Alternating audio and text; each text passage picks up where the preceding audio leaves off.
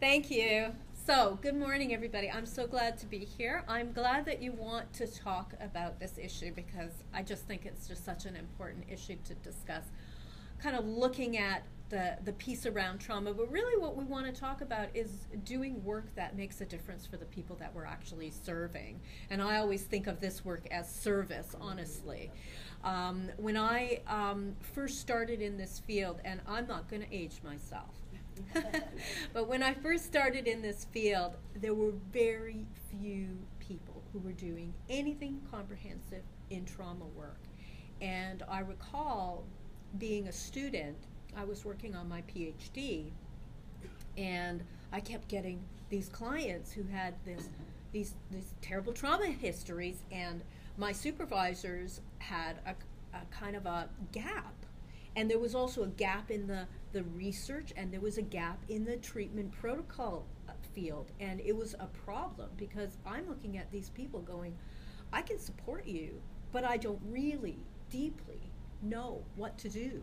And that was a huge problem. And you know, I started to do everything I could to read everything in the market, to think about things from the perspective of the client. What was really missing? Why is it that they weren't recovering? And then I remember a couple of pivotal moments. I went to a conference, and it was a military-based conference. And I sat in that audience, and I remember a couple of psychiatrists coming up and speaking to the group and saying, if somebody has been traumatized, there is no treatment and no recovery. This doesn't go back that long ago, honestly. Not so long that I should have heard that.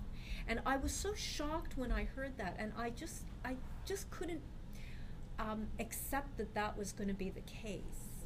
And as I started to work more deeply and learn more about trauma and what was really making a difference for people, I started to recognize that there were certain things that actually did make a difference. Another case that I worked on early on in my career, I worked with this individual who had a very difficult childhood. His father was a violent alcoholic, and what his mom would do, so the violent alcoholic in the family, that's trauma number one, right?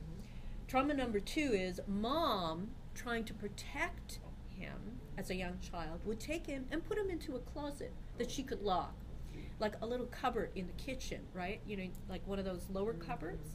And so he'd sit in the cupboard listening to dad beat mom, right? I mean, that's not a story that's a story you've heard, right?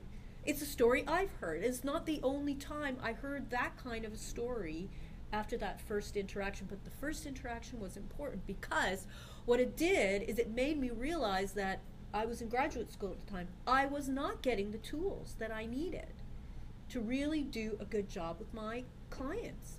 So what I did that was correct was I was present and compassionate.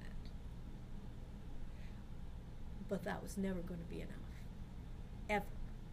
And so what I recognized is I needed to take what I was seeing worked and bring it to a level that could help them move to stabilization, memory, remembrance, and mourning, and working through, and recovery.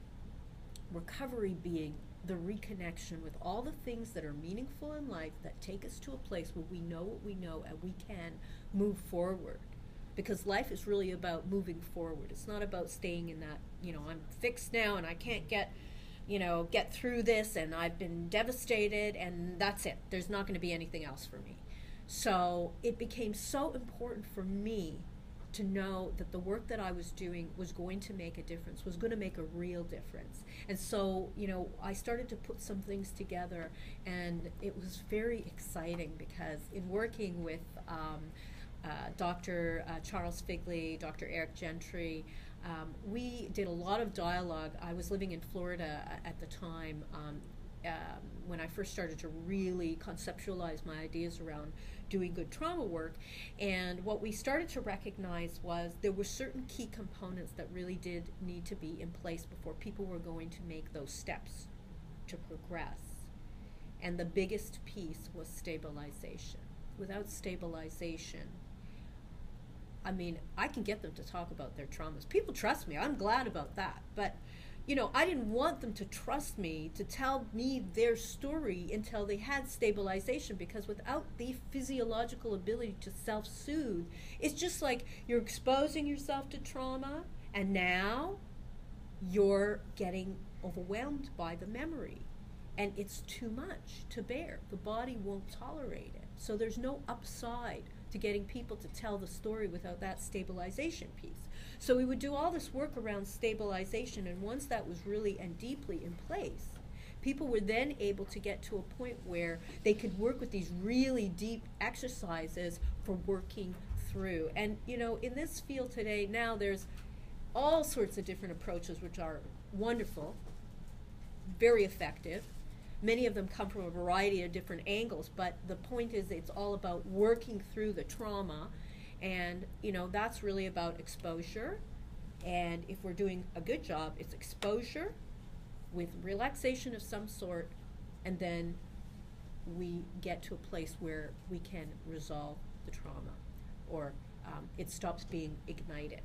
We can't forget the trauma, we can resolve it, we get to a new place, and then people start to come to session and they say things like, oh, like I joined a bowling group, or, I just started to, go out a little bit more, I noticed I've been calling my friends a little bit more often, or I'm accepting invitations more, and that happens naturally. And if it doesn't happen naturally, we can give them tools to get them to move in that direction. But probably about 7/8 of the people that I work with will come and start telling me they started the reconnection portion of trauma work on their own.